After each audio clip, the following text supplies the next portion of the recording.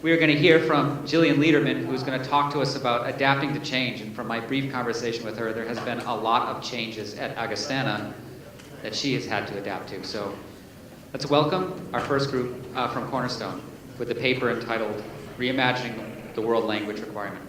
Thanks.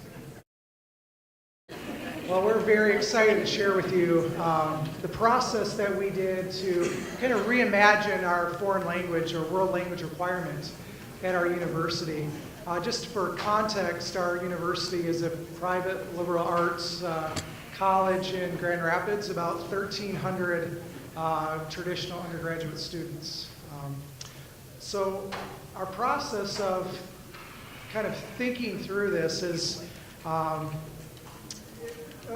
of made us think outside the box, work collaboratively, and innovate and create a new course and really overall strategy for implementing our university world language requirements, really despite a bit of internal resistance from administration and faculty. So a lot of what we've heard this morning, there's been some connection to both our successes and also our struggles.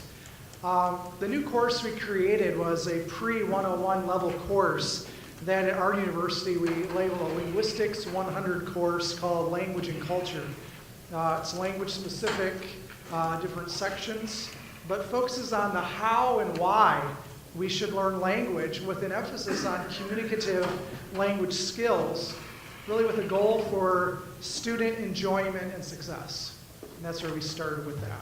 So a little bit of background. Our institution had a foreign language requirement that was implemented in the mid-1990s that was limited to our BA students. And the requirement really actually could be completed through a menu of course choices ranging from international business to world literature, all that seem to have an option of kind of international or diversity attached, but not necessarily any real language proficiency required. So it was really in kind of name only that we had a language requirement. About 8 years ago, our language offering really was limited to Spanish only. We had a minor that could be made into a major through study abroad, but any attempt that we had to offer other languages was limited by fear of low enrollment, underwhelming student demand, and all sorts of things. So at that point, our university kind of underwent a new sense of going through what is our IMV statements, our identity, our mission, what is it that we are trying to do as a university. And it was revised and included these key terms that you're all familiar with, that we want graduates that will have global influence, the importance of being culturally diverse and aware of this changing world around them. And so at this point in time, our university also revised its core curriculum. And so that's where our division, I'm the chair of humanities and been involved in a lot of the courses in the core through our division. So we proposed this new course called Language and Culture, and it aligned with courses in our new core. They had this in culture piece, which writing and culture, philosophy and culture, and so forth as part of our new core curriculum. And so then we also had a new world language requirement that simplified it to include really a focus on how to learn and to communicate in a language. And so the university also enacted a global studies requirement, and that was required for both BS and BA students. And part of this, when we talked about connecting with the administration, our key point in that point in time is that our provost came out from humanities and history in particular, and so we were able to really speak the language of the importance of that. In the meantime, our new CAO is from business, so I've had to learn the business of language, of speaking her language in that part. So both the World Language and Global Studies requirement connected then with the university's goal and mission of preparing our students to be more global, international, aware of diversity. We did receive some pushback, primarily from those, like in science and math. I had one professor that strongly argued against language change requirement because he himself had never had to learn a language and felt like he was successful. and really got to the point where he didn't really enjoy it. My response was, I don't enjoy math, so should we get that out of the curriculum? So we wanted to change the perception that the world language requirement was something to get out of the way, maybe to test out of with a CLEP test, or had no tangible benefit except for being a barrier to graduate and could be finished. And so we wanted to see students to see the benefit of understanding how they best learn language. How could they sharpen their skills needed and have them be successful in doing so? So basically to reshape their expectations, to not feel that to be successful they had to sound as a native speaker or and such. My colleagues will explain in a moment kind of what the course looks like. So we had a lot of trial and error over the years, and this is something I appreciated from our administration, allowing us to try different things. I really didn't have a model to originally think through what this would look like. And so, for example, the first class we had was very aspirational. Say, okay, you can choose anything you want to do, whatever language you want. We don't have a textbook, just learn. And students were like, okay, give me some direction. It was more heavily on the applied linguistic of here's theory of how you learn and here's all this. And so that was okay, but we needed more language, more than just some examples. And so over the years, we've tried to refine and reflect on what should this course look like and what do we need. We really found a balance between both the applied linguistic knowledge and the practical communicative practice in the language. And so, again, they'll speak about this more later. So what we have now is actually separate language sections than the Linguistic 100 course in Spanish, French, German, Arabic, Japanese, Chinese, and so forth. And that has increased in the numbers going into future language classes, which we will talk about. And at the end, I'll talk about kind of what was the rest of the story. Where are our numbers in language classes now? So I'll transition to Brian and Leticia, and they'll explain how this course prepares students for the one-on-one classes, and not really meant to replace, but we see stronger enrollment now. Hi, I'm Brian Pickerd. I'm a little bit of an interloper here. I came out of international business through translation and into education and into teaching at Cornerstone for the last 7 years. And so my perspective on this whole thing is maybe a little bit different. I put a picture of a globe up here with us supporting and not replacing the 101 here for a lot of reasons. We've got issues with students who are opting out of taking foreign language. They are maybe trying to skip over the 100 levels or the 200 levels, finishing those foreign language requirements without taking classes by doing so in high school.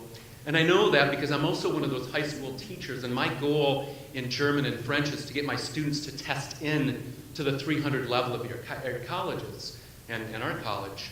And that presents a little bit of a challenge here, but where the two worlds meet and create a little challenge for each other is getting those 100 level students in so that we can create the community with them, so that we can build those aspirations of going on and further and accompanying a business degree or an engineering degree or a health sciences degree. The problem with that is that people who naturally go into foreign language are like us. They have a propensity for language. And a friend of mine, a bunch of years ago, we were studying in Quebec together, and I don't remember the conversation exactly, but his name was Bernard. He looked at me and he said, Brian, try just for a minute to remember what it was like living before you knew that. Think about that.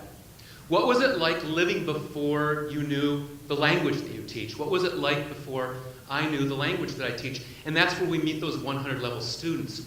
We create rigor in our classroom because we should. This is higher learning. But if we've got people coming in who aren't naturally talented in language, and we bring that rigor, we're creating a lack of confidence. We're creating a lack of encouragement. And then they walk out the door. We're creating those barriers. And we've been sitting a lot today, and we've been thinking a lot today, but I want to see if I can get you to stand up a minute. Would you? Yeah. Can you hear my voice without a microphone? Good. How many of you can cackle like a rooster? How many of you are courageous enough to try?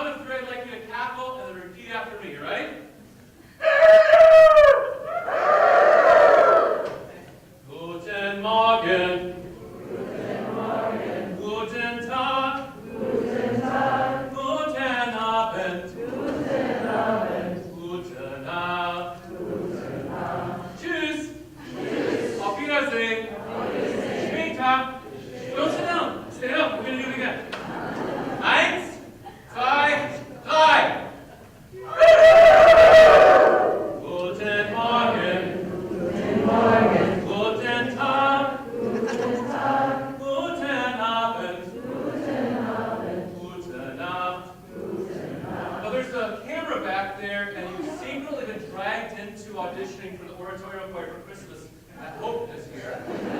Actually, I think it's called that. Please sit down for 1 minute, and only 1 minute.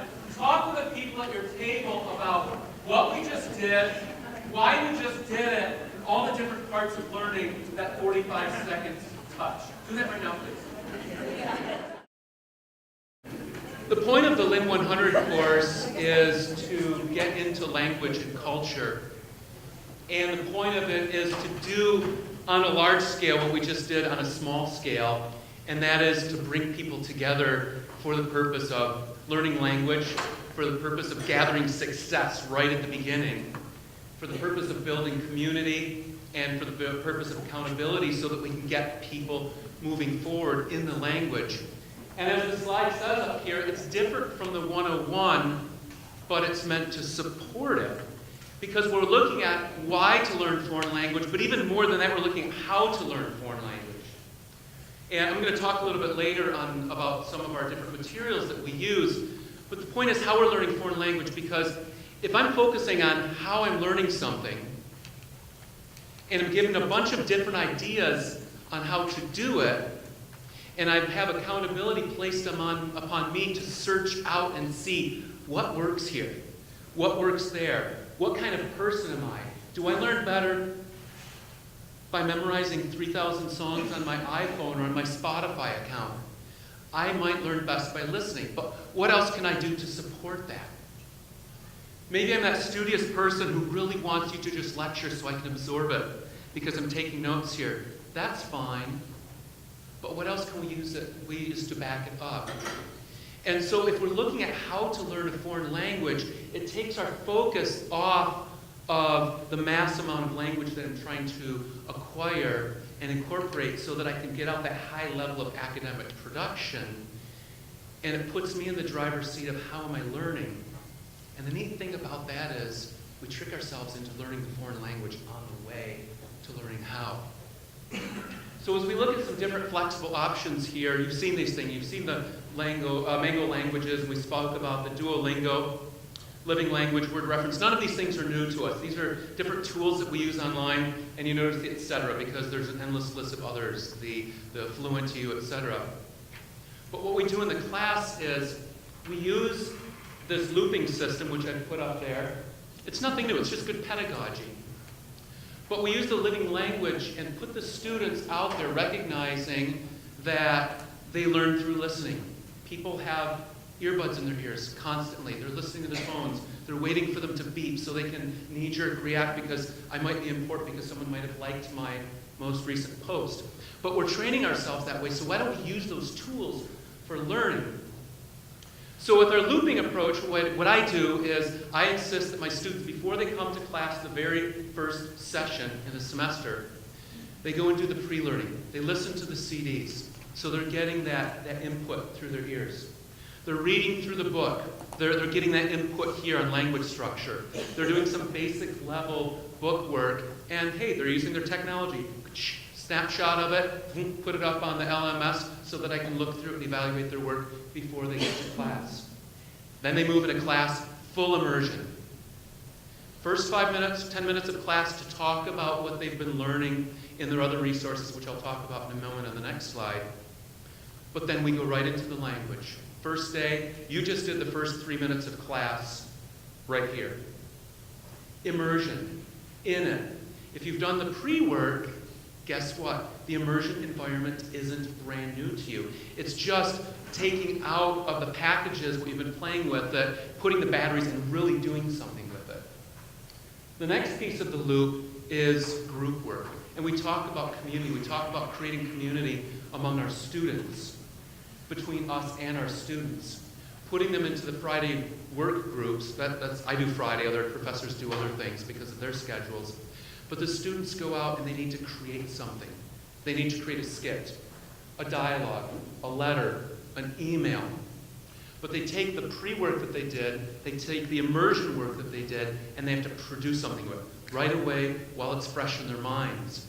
The following week in class, first 5-10 minutes, they're delivering what they produced to other people before we move into the next topic.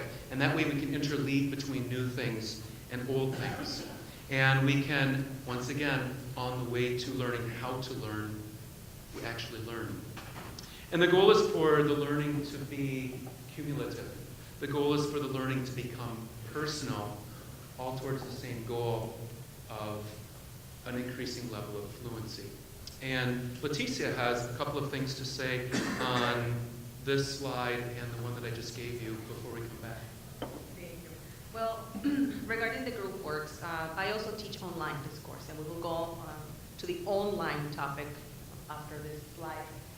But what has been very interesting to me is that I am a bohemian. I'm a literature person. And teaching this has also touched on how I teach the rest of my courses, because I was very traditional. So, but we will talk about that in a little bit. So what I want to tell you in here is that the groups are very important, because like what Brian was saying is they have to produce. What my students do is that they will, we will touch on the language, but I also touch on the books. We have supportive books that talk about the importance of language. Why do we want to learn another language? Is it relevant in our society? And that's what I touch in my classes, and then we go into the language. And then they have to use it, but what I also encourage and push is that, okay, we learned this basic language, and now you're going to produce a script, a mini script in your group. So they together have to come up and help each other and produce a script, and then act it out, or either record their voice or do a YouTube. And the YouTube videos have been a hit. And it's fun to grade. And I want to touch on that, because grading is not the bestest, and I don't think we have talked about grading. But grading these things can be fun. Can be quite a lot of fun. So, okay, how do I change this? Okay, the next, here we go. Bien. Flexible options. Mango Languages has been mostly used for online, and I'll touch about that in a little bit. And teamwork. Teamwork comes in here because they become quite aware of how interdependent they are on each other. And that becomes a reality, because I can get blue in the face telling them how teamwork is important when they go into the workforce, but they don't see it in class sometimes. So this has been extremely important. And then in class, I also emphasize that, because I cannot see every single student because I have 24 in class. So what I'll do is take one proficient one at different tables and help me with the tables. So that way they also are involved, and they see the importance of teamwork, because they see that the professor cannot do it alone, they have to help. And they become aware of their own learning, and teaching is learning. So helping their classmates, if they're better at a point than the classmates, helps with, metacognitively. Like, okay, how is it that I'm learning? How can I explain this to my, my teammates? And they help each other quite a bit. And I hope that is clear. Okay, and we go to the other one. Do you want to start, or do you want me to move it along? Okay. Well, this is the online. I do online and on-ground. The online was very surprising for me, because again, I am a traditional model, and the course, Professor Pasquale said to me if I wanted to teach it online, and I thought, you know what, I like learning, so let me learn online. But I saw that as very impersonal. I thought, you know what, online teaching, I'm not there with the students are not there with each other. But it emphasized teamwork, because guess what, if they don't do their forums, they have a requirement for forums. They have to post an original discussion, and then they have to react to 2 teammates. If they don't post, then they don't have anything to react to. And they learned quite quickly that they have to work, and they have to work together. They never see each other, and yet they have to learn to work together. And that, again, it's a transferable ability, a skill, right? When you go out into the workforce, you don't have to get along with your coworkers, you have to work well together. And that's something that they learned. Another thing is that students choose a language through Mango. And again, right, I'm a very traditional model. Let's do it all in class. I love class. I like learning from them as well. Well, through Mango, it's very personal.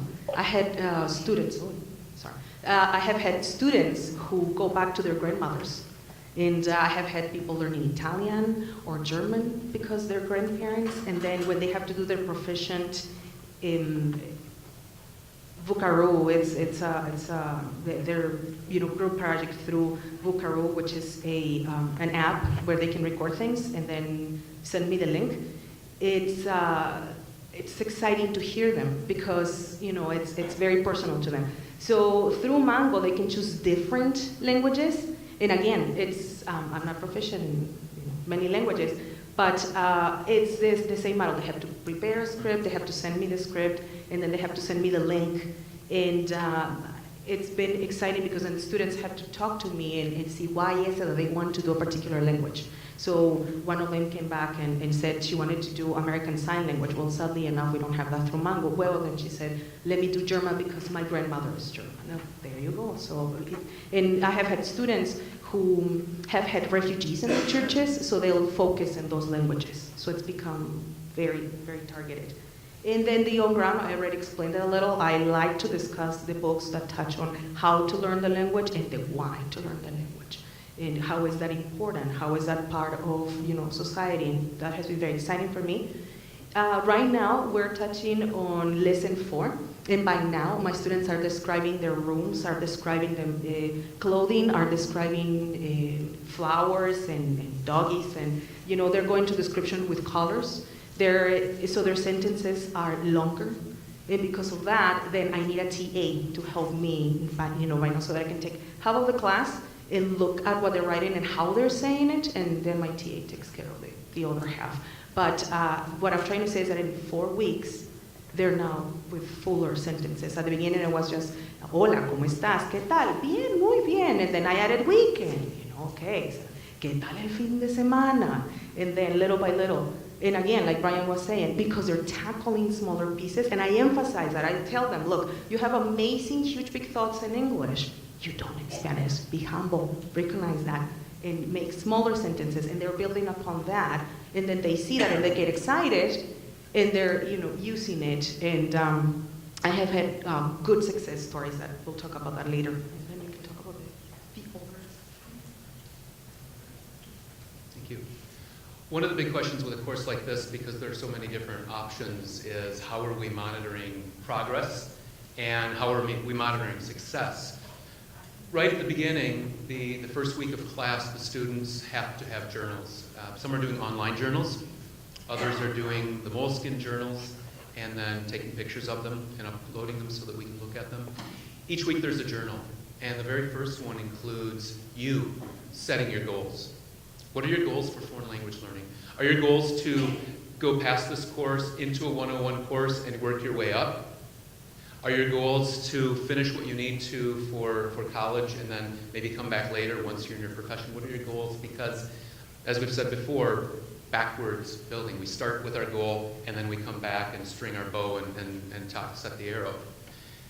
And then as we go through the course, each week the students are reading out of one book, Every Tribe and Tongue, which is talking about language diversity and the gift of language and culture. And another book that we use, which is actually quite a light read, a really nice one, it's by Benny Lewis, Fluent in 3 Months. And that is where we put the students into an arena where they're thinking about all these different ways of learning. Do I learn by flashcard method? Do I learn by listening to it on tapes or CDs or on the internet? All these different ways of learning. And then as they go through the course each week, they fill out another journal entry reflecting on what are the different methods I read about in Fluent in 3 Months. What am I reading about language and culture in Every Tribe and Tongue? How are we learning in class through this cycle of pre-learning and immersion and group work and then coming back and presenting it? How is that working inside of me? And am I on track with my goals? Am I changing my goals? Am I increasing them? Because let's face it, if we're not producing thoughtful learners who are teaching themselves to learn and learn how they learn, wow, we're just lying to ourselves, right? So there's this whole course built upon self-awareness, self-aware learners, success, and enjoying themselves. Leticia spoke about Vocaroo. That's one of our apps that we use to have students be able to speak into the computer. There's some phone systems, I think, that your Android phones support this. Apple, unfortunately, does not. So if students have an Apple phone, we have another option for them. But they can keep practicing over and over ad nauseum until they get that pronunciation down. Hit save. It gives an uploadable link that they can send to us through the learning management system, and we can listen to it. Another thing that we do is, over there you can see the gentleman doing this, in-class skits. It's easy to fake your voice through Google online.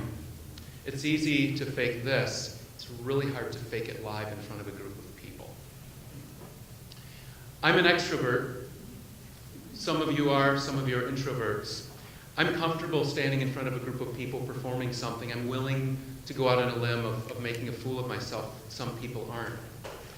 So this is kind of a tough area to have students come in. That's where community comes in, and that's where it's so important for us to be learning together, immersed in the language week after week. That's the importance of the groups on Fridays, so that the weak understand their responsibility to the strong by helping them get stronger, by having the strong help the weak, and vice versa. And through the whole program, there's this understanding that increased levels of effort are going to come with increased levels of proficiency. It's not a perfect model yet, but we've been doing it, and Dr. Pasquale is going to talk about the numbers. I can talk to you about the excitement in the classroom. I'm excited to walk into this class every single week. Students come in energized. They give up other things to come to the class. I like that, because that gives me more face time with them, the real face time. It gives them more contact with one another. And this class, by the way, doesn't replace 101, it supports it. Because when students walk out of here, they've got a corpus of vocabulary. They've been playing with speaking and listening and reading and writing and culture. And guess what sort of fresh air walks into our 101 classes?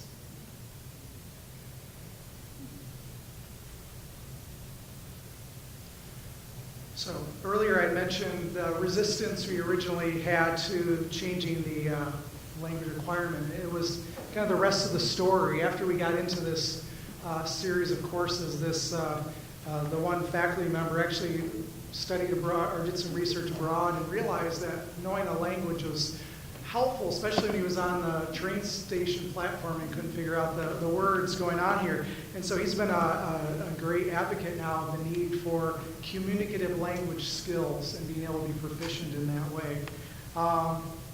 And so we've seen sharp increases in the number of students taking language courses at our university.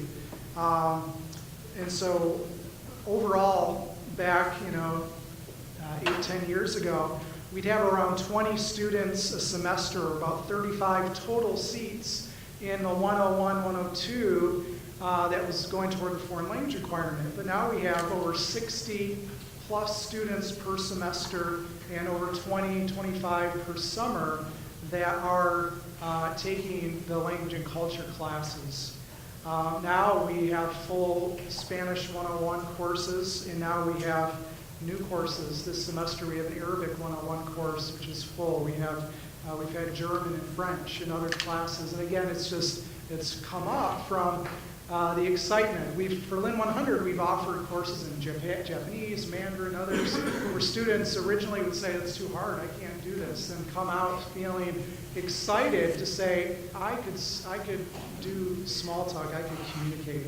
So overall, it's been a good process that has allowed us to be innovative and creative, and has seen a result in not only more seats in classes, but seeing students excited about their language learning experience. And I'll leave you with just a few quotes from students from their journals. One says, I've been really impressed with how much progress I've made thanks to the interactive and in-depth assignments. Another student says, I like this class because I took 4 years of Spanish, but only a few weeks of French, but I feel like I'm learning French more efficiently and faster. And another student said, never before got a specific goal of learning language. Lin 100 has taught me that fluency is not perfection, but being conversational. This has made the goal of learning German seem much more doable. The resources we use give us new ways to learn language, and they're helpful. Thank you.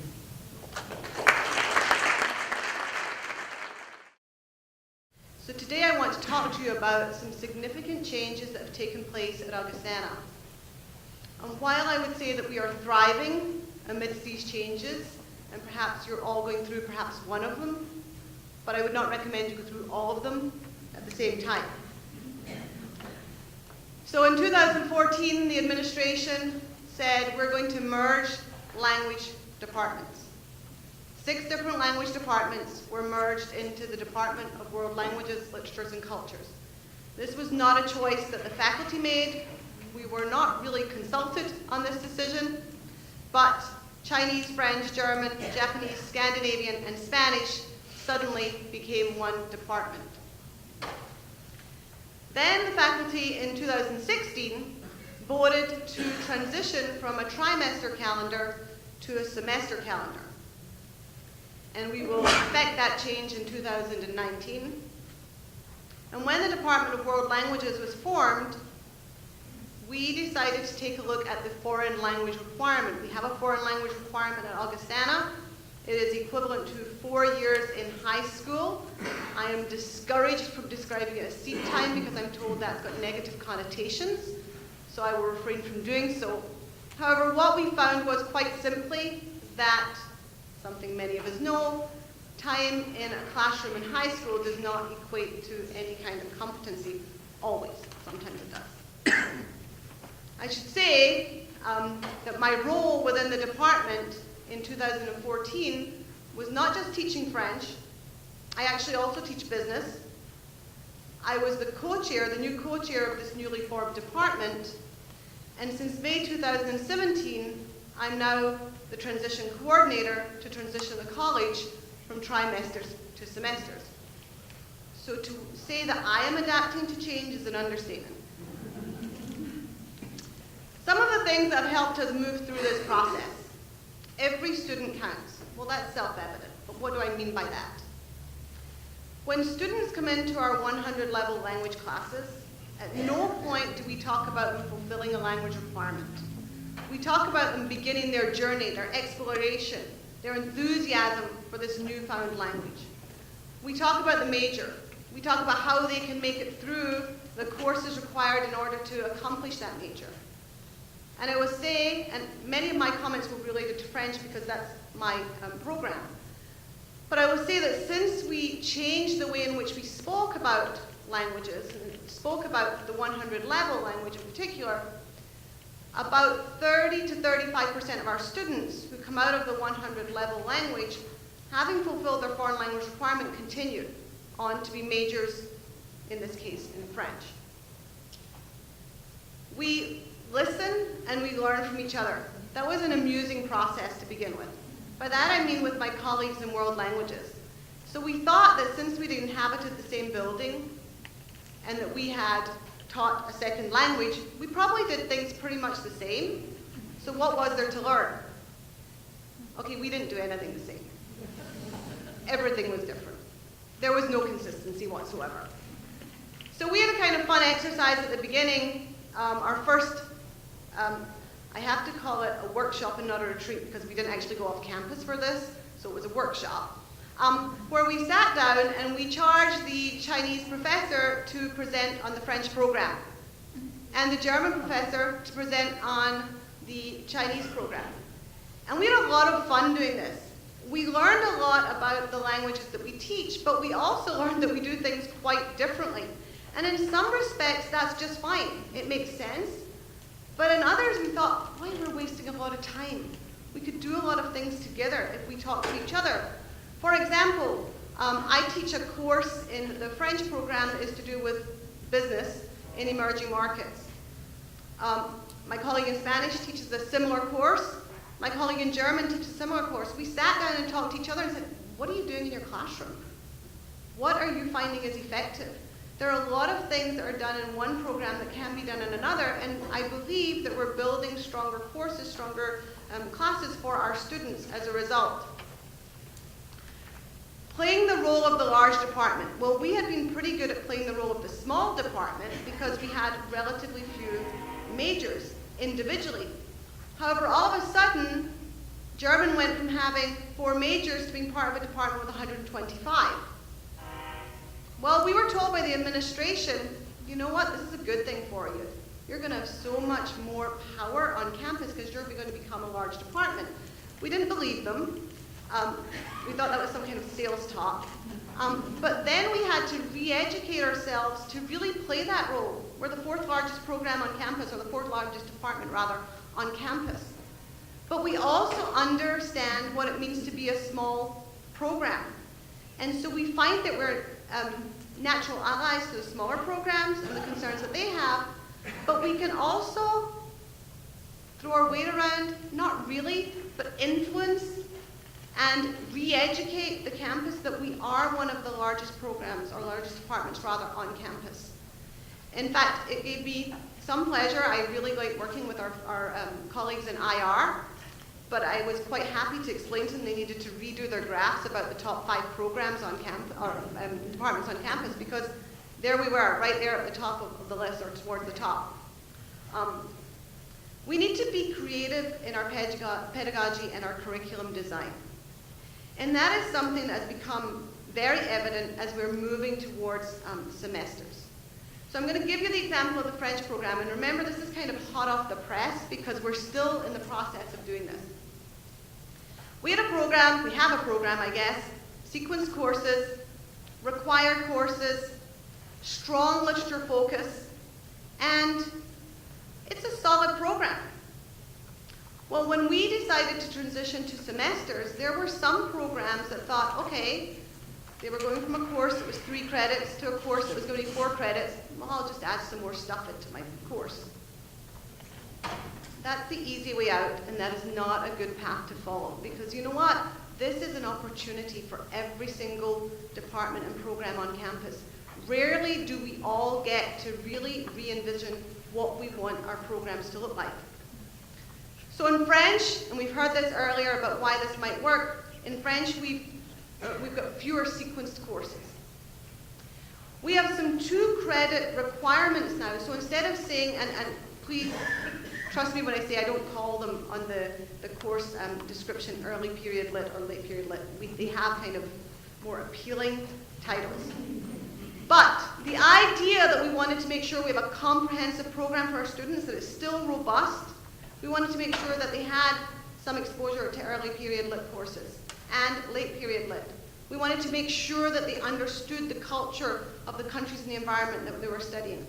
And we wanted them to have some kind of experiential learning where they really touched the community, and we wanted to find a way for them to be able to do that. So these 2-credit requirements, okay, so that's 8 in total, things that they have to do for the major, are going to be packaged sometimes as a combo course. So you might study a 4-credit course that covers literature from an early and late period, and therefore you get 2 and 2. They can check off their 2 credits of early period and 2 credits of lit, but they're taking a 4-credit course to accomplish that. They might then do, there's a course that I'm looking at, we're going to have a J-term with semesters that's looking at the development of communities along the Mississippi River, and that will probably be experiential because we're going to go and visit these communities, but it'll also be culture 2 credits as well. And so students like to check off boxes, and we make it possible for them to do that, but it's not going to stop them taking a 4-credit lit course or a 4-credit culture course, but we want to imagine our courses as combining the 2. We don't want to think, I think it's really symptomatic of the academic environment, of our campus in particular, of the way our department operates, of the way we structure our courses, that we create these separate entities without demonstrating to our students the overlap. And we're constantly telling our students, make connections. Well, we're going to make the connections in our courses also.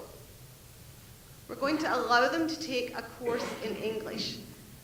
That's a huge step for the French program. We've never allowed them to count a course in English. But we think for some students that will help them kind of access the culture of the language that they're seeking to study. It might be easier for them to be able to fit it into their schedule to some extent. It might introduce students to that language if they're a little fearful of doing so. The 2 credits I mentioned, so yeah, they're combo classes, but they're also 2 credit courses because we know that we're the second major. We just know we are. Okay. We know that the pre-med student who's doing pre-med in French, if we hit up against a course that's required in pre-med and it's offered at one time, we lose. So we're trying to build flexibility into our program to ensure that they maybe can take a 2 credit course. We want to keep them in the language. Okay? That's really important to us. And it's going to be helpful for the students because as they can see that these components are counting towards that major, they try and make it possible to fit it in. Collaborate with colleagues within the department and on campus. So we found that as world languages, literatures, and cultures, we talk to each other a lot more. I've always liked my colleagues, they've always been there, but we tended to be working in our own department and we didn't think about the other departments within the building, within world languages. And we do a lot more in terms of regular communication, meetings where we come together, socially we'll come together, and we look for ideas. And the idea might be one that spawns from a German professor and a Chinese professor, and that's great. And I think, even though this was not our choice, I think you find that the faculty will say, actually, it's been a positive experience. Collaborate with colleagues across campus. That is huge. It really is. Because the silos that we kept talking about, oh my gosh, what are they going to try and take from me in the other department? What do I have to protect myself against? Was unhealthy. And so we would reach out to other departments. When I was teaching my course and when the Ebola virus was rampant in Africa, I worked with biology. I don't know that much about the intricacies of the Ebola virus, but I can teach them about the context, about the environment, about Guinea and what was happening there, and we came together. Obviously, teaching business, I reach out to business and teach between business and world languages. That's a natural fit. But I have colleagues who do the same thing. And so as we start to collaborate, people in other programs, when we're working on something, like potentially changing our foreign language requirement, we have natural allies. We have people who understand what we're doing. We have people who understand the importance of being able to communicate in a foreign language if you want to speak with somebody about a virus, about an illness, and such like. So we make the connections and we enjoy doing so. We also contribute quite significantly to our general education program. We contribute also in terms of providing courses, teaching within other programs, whether it's women and gender studies, whether it's in business, whether it's another area. So we try to make the connections across campus so that when we have something we want to discuss, we have a framework in place to do so.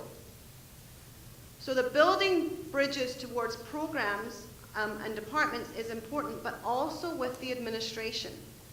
So my role in world languages was to represent the department as co-chair of the department. Now as transition coordinator, I have a role within the administration. I love world languages. I'm a natural ally. I work within the department, I work in business, I work in the transition role, and I know their issues, and I talk to other people about them, and we talk to other people about them. And when we produce things for the administration, as one of the administrators said earlier, guess what? We use a lot of spreadsheets. Because we talk their language. We express and explain the importance of culture, the importance of speaking another language to be able to communicate effectively with other people. Well, we need to speak their language. They are uncomfortable with sometimes the emotion that we put forward, but they do understand spreadsheets, and they do understand short documents. And balance our budget? Heck yes. World languages budget is always balanced. And we can demonstrate that. And we're not necessarily known for being fiscally conservative. However, it's important to the college. It's important that we are good stewards of the college's resources also. And that helps us because when they come back to us, they think, you know what, they actually, they know what we're talking about. They understand what we're saying.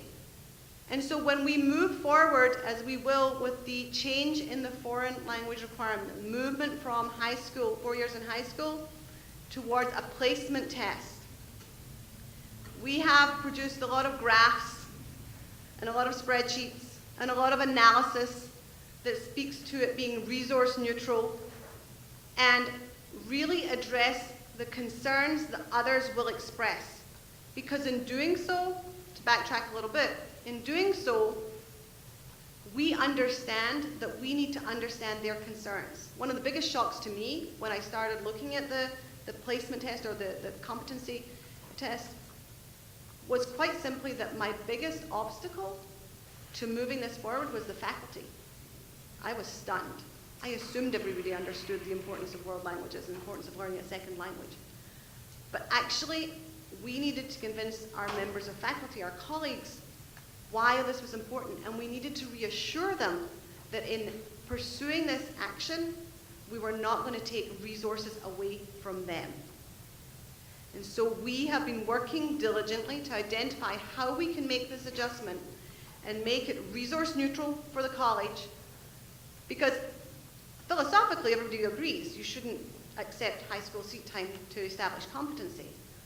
But there are significant financial constraints in place, and so we have to play by the rules of that game in order to be able to move this forward.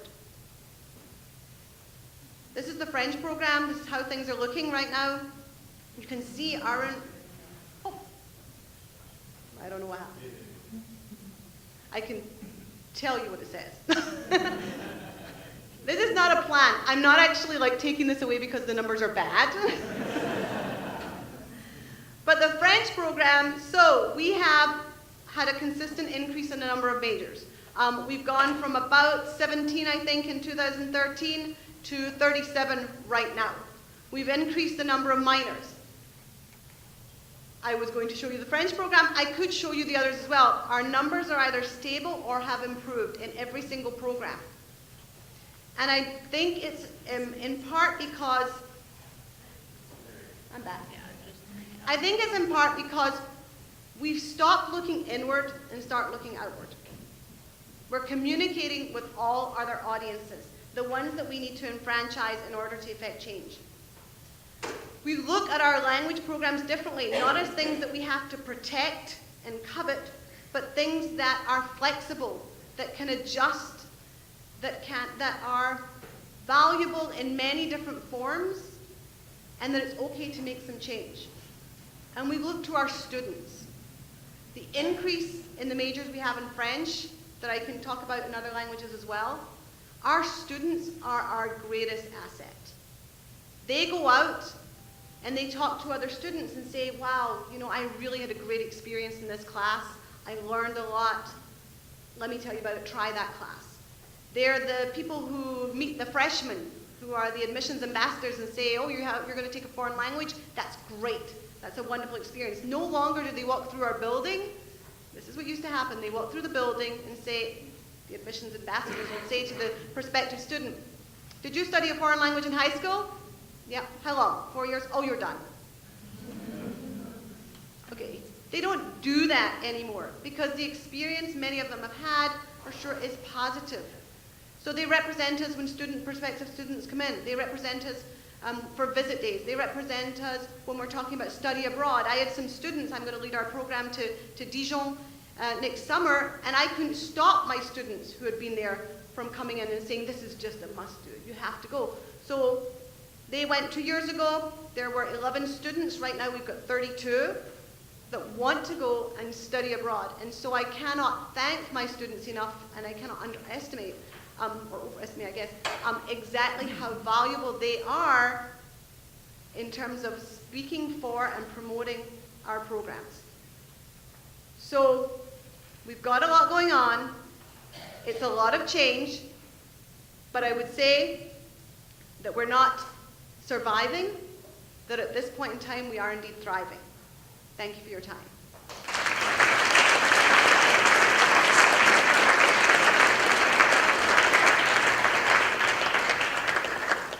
Questions for the group?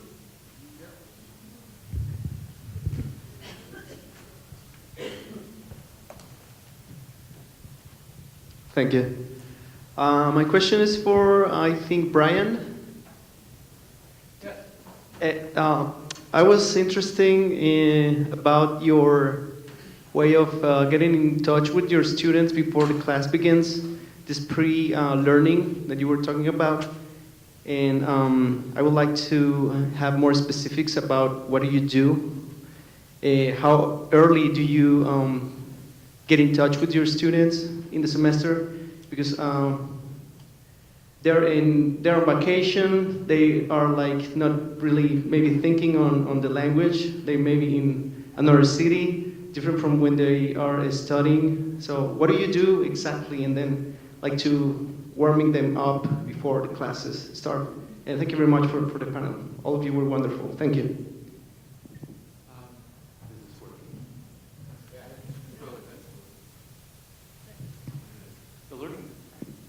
The learning management, is this really working? There must not be a speaker up on here. Anyway, the learning management system is really the nice tool because as soon as the students are enrolled in the course, I have access to them. And we build the courses completely, have everything in place online, syllabi, all the evaluations, everything within the learning management system over a week, 2 weeks before the course starts. And so as soon as I have my class lists, I compose a welcome email to them, and I put a couple of questions in there to get them to respond to me. That way I know that they're online, I know that they're connected with me, and then I invite them and explain to them what is this looping model and what's beneficial about it and how is class going to be more enjoyable, easier, etc. by taking this small amount of time. And since living language is one of the tools, and also since it's a corporately built tool, I invite them to check out their other options such as Amazon. And then they can order it in advance, they can order it at a lower price point, and they load it onto their computers, they load it onto their iThings and their smart things. And I encourage them, when you're out taking a jog, when you're walking the dog, when you're on your way to your girlfriend's, listen. Because you do the same thing with your music, so listen. And then after you've listened, you sit down and do the pre-work in the book, and it really does not take very long. And so I front load it with the benefits that are going to come later, and I won't say that every single person takes me up on that offer, but well over 90% do. Yeah? Okay, I wanted to thank you all. Wonderful presentations. I feel like a light bulb is starting to go off a little bit over my head, and which seems counterintuitive. It seems like in both situations with Jillian and with Cornerstone, the less language you're teaching, the more interest you're getting in language is what it seems like. And I say this because our administration recently approached us. Our first year, we have like kind of a 2-semester. Most of them, they can take proficiency, but most of them end up taking 2 semesters of language, and we give them a lot of language. We can basically go through a first-year textbook in 2 semesters to just, run through it. And I'm starting to think that maybe the administration approached us and said, people are complaining, they're not liking it, your numbers aren't great, once they get through the first year, your major numbers are down. Maybe it would be better if you taught one class of language and one culture class. And I have to admit, I resisted that at first. And so especially with Cornerstone, it sounded like you have one class that's language and one that's more support of 101, right?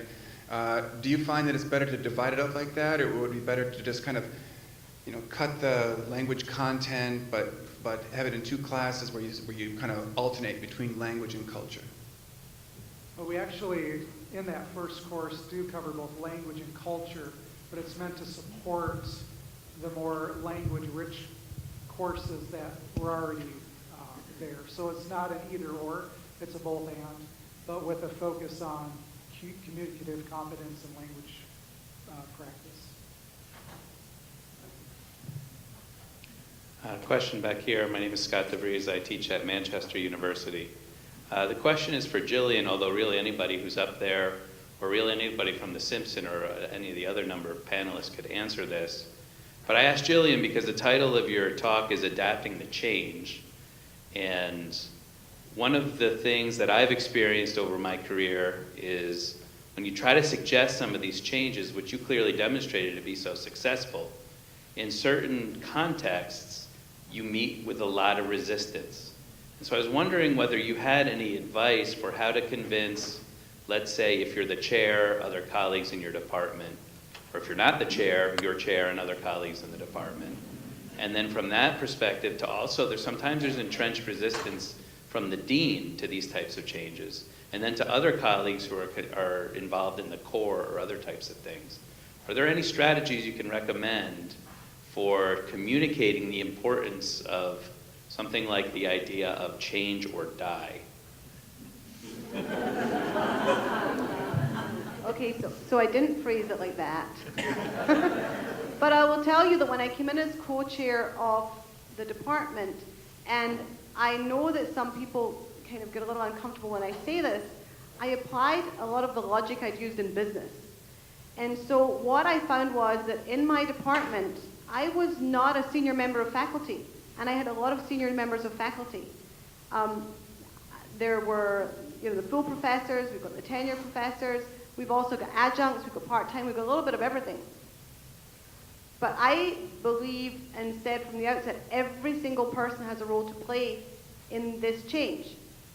And what we found is, and this may not be typical of other institutions, but what we found was that the older full professors, the older members of faculty, the full professors, were somewhat disenfranchised. They perhaps felt that things were changing and their ideas weren't quite as relevant. And so I set up different subcommittees that worked towards different goals with different tasks for the department, and encouraged and requested everyone's assistance to serve on these groups. And what I found was that and I'm going to focus on the full professors, although this is not exclusively the case, but for the full professors, when they realized that we really valued what they had to say, that we wanted to hear their perspective, and we wanted to gain that depth of knowledge. And when the part-time faculty and the adjuncts, who were never quite sure from one minute to the next what they were going to teach, felt that they were included and felt that their words had value, it made a significant change in terms of the culture of the department. And I would say that the mood was much more constructive. The energy that was going into what we were doing was towards a positive outcome rather than complaining about what had happened. And I think that really was kind of a turning point for us, and I stand by that. I think every single member of faculty has a role to play. Outside of the department, I think I again kind of used a little bit of business background and said I would never go into a meeting without knowing something about the people with whom I'm going to meet. What is their background? What are their triggers? And so I thought about admissions in that way, and I thought about the other departments in that way, and I thought about the dean in that way, and I thought about advising in that way, and said, let's prepare the groundwork for the conversations that we're going to have. Let's talk to them in a way that they appreciate and understand. And I found that our conversations, which did not always go smoothly, were just much more constructive, because we stopped saying, but of course it's important, and of course this is what we should do. But we tried to put ourselves in their shoes and say, what is it they want to hear? What do they want to know? How can we reassure them that we understand their concerns and that we're in this together?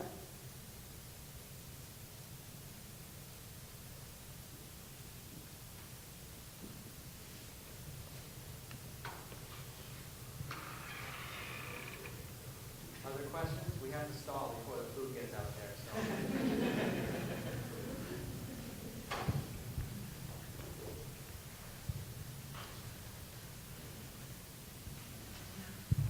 This question is also for Jillian. You mentioned, just as context, that in 2014 you merged 6 previously independent departments into one world language department. I'm wondering if you could say a little bit about some of the, so I'd really like to ask about that. What some of the efficiencies that you've gained with that, and then also how have you navigated and negotiated honoring the very diverse traditions within those previously separate departments? How's that gone? Well, in terms of honoring the traditions, I think it didn't look a whole lot different to what we teach. If I'm looking at French-speaking Africa, I'm not going to look at one country and say it's the same as another. And so therefore, I think we celebrate the diversity and the perspectives that come to the fore. I think that was really important. In terms of what we saved in some ways, well, we saved a lot of time because we had faculty working on similar courses that they could collaborate on and feel that they were in it with someone. So like the business course or the medical course, we had faculty collaborating. It was much more positive in terms of how faculty felt about the development of their course. They didn't feel like they were just in it alone. We also asked people to be mindful of the budget, which is a word that people don't necessarily like. The mentality had been, I asked this, and I like budgets. That's the business part of me. And I'm Scottish, so I like to balance budgets. So I think that the mentality, I asked a faculty member and I said, well, what have you done in the past to ensure that you balance your budget? Because invariably expenses come in after the budget is closed. And they said, well, we just figure we'll overspend so that means we've spent everything. And I thought, well, that doesn't make any sense. And no wonder you're in trouble. So we asked every single department, we said, okay, understand there's not a department budget for German anymore. And there isn't one for French. We all are pulling from the same bundle. And so we have to be careful about what we're using. So you can't just think, there's $5,000 here, that's mine to use. That's not the case. And so faculty did a better job of sharing. They did a better job of asking, is there any room in the budget for this? Or they did a better job of saying in a meeting, I'd like to buy this and I'd like to buy this. Okay, let's figure out whose need is more urgent. And so they kind of took turns. And so that was helpful. And I think in terms of speaking on campus with one voice when it was appropriate, which was not always the case, we learned the advantages of that. And we learned that people listened perhaps more carefully when you can say that you are one of the top 5 departments on campus. I think it was uncomfortable to try and use that to begin with because we always played the role of the small department. But I think we are growing into those shoes. At the same time, we absolutely understand the role of the plight of the small department. And so I think just in terms of our level of understanding and thinking from a different perspective, and I think it was also for the faculty, and if, my colleagues would probably say this, it was a little strange when I came in as co-chair of the department with a background in business. But I studied business, I worked in business, I love business, but I would never give up my background in literature either. And I tell my students, and I tell the administration, I tell everybody, you have no idea the importance of being well educated, of having that depth of knowledge when you're in a business meeting. It really sets the tone for conversations that you can have. And another point that I did not make, but I'd like to make is, when I listen to foreign language faculty, and we talk about, people don't listen to us, I look at those resumes. I've employed people. I've looked at people who come in with this international business background. If I don't see language in there, either the resume doesn't get to me, or I'm not going to look at it. It's absolutely essential to have a good understanding of at least one foreign language to be successful in any kind of international business environment. Short aside, my career started at the London Stock Exchange in international business development. And my languages were French and some Spanish. And the stock exchange put me in 6 weeks of Russian, 6 weeks of Japanese, 6 weeks of Czech, because I was working in the emerging markets of Central and Eastern Europe at the time, because they knew how important it was to at least be able to enter a business meeting and say, hello, how are you?